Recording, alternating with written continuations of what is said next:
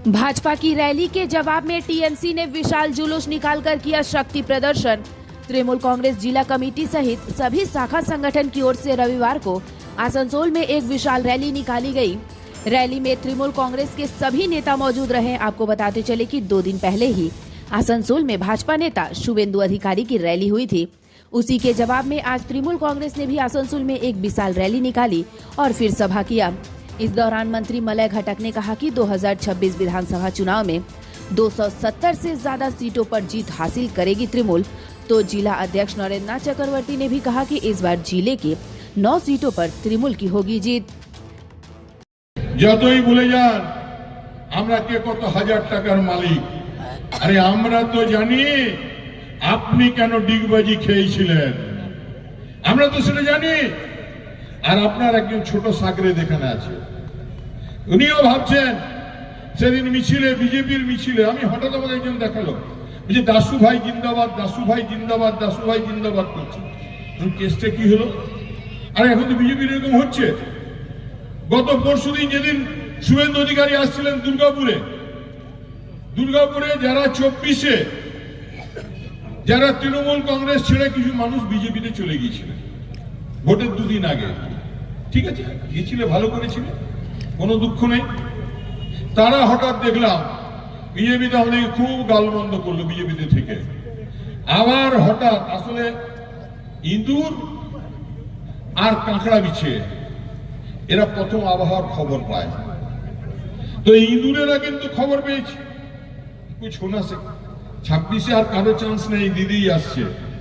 তাই হঠাৎ দেখলাম দুর্গাপুরে কিছু লোক যারা বিজেপি করে তারা বুকে মমতা বন্দ্যোপাধ্যায়ের ছবি, হাতে অভিষেক বন্দ্যোপাধ্যায়ের ছবি নিয়ে শুভেন্দু অধিকারী কালো পতাকা দেখাবে। আমাকে সাংবাদিকরা প্রশ্ন করছে, আমরা এটা কি হলো? এই বিজেপির লোক বিজেপিকে কালো পতাকা দেখাচ্ছে। আবার বিজেপির মিছিল দাসু ভাই জিন্দাবাদ বলছে। আর এরা ভাবছে যে মমতা বন্দ্যোপাধ্যায়ের দলকে এরা চুস্কি নেবে। আরে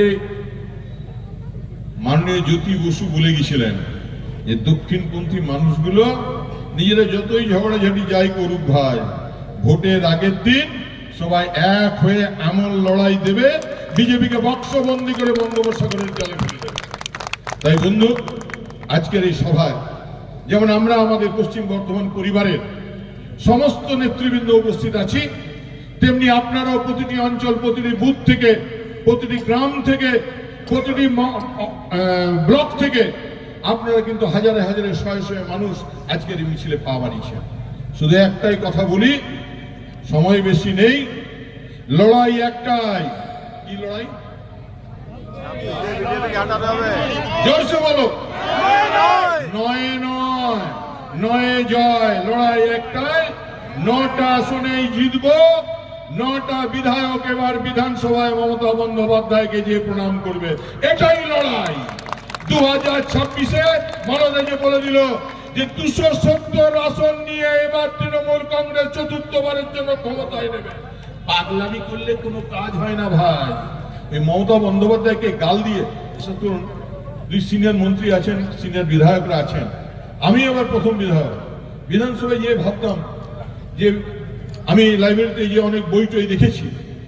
আমি জ্যোতিবাবুর আমলে, সিদ্ধার্থ শঙ্কর রায়ের আমলে তাদের বিরোধী নেতাদের তাদের যে বক্তব্য, সেই বক্তব্যগুলো আমি তুলে নিয়ে আসতাম যে তারা কিভাবে, সেই বইগুলো নিয়ে এসে দেখতাম তারা কিভাবে বক্তব্য রাখতেন, একটা আইডিয়া নেওয়ার চেষ্টা করতাম। বিধানসভায় যে দেখলাম, উমা কি, এর তো একটাই লক্ষ্য, বিধানসভায় ডিস্টারবেন্স করা, কোনো পজিটিভ কোনো নেই। একটু আগে বলছিলেন মলয়দা, এখানে এসে বললেন যে এখানকার আসানসোলের মানুষের জন্য ওনারা কিছু করবেন। ওনাদের এখানে এমপি ছিলেন, কিছু করেছেন? ওনাদের দুর্গাপুরে এমপি ছিলেন, তিনি কিছু করেছেন? আসলে বিজেপি পার্টিটা হলো ধর্মীয় দোহাই দিয়ে ক্ষমতায় টিকে থাকার চেষ্টা। তাই বন্ধু, মুখ আর মুখোশ বাংলার মানুষ চিনে ফেলেছে।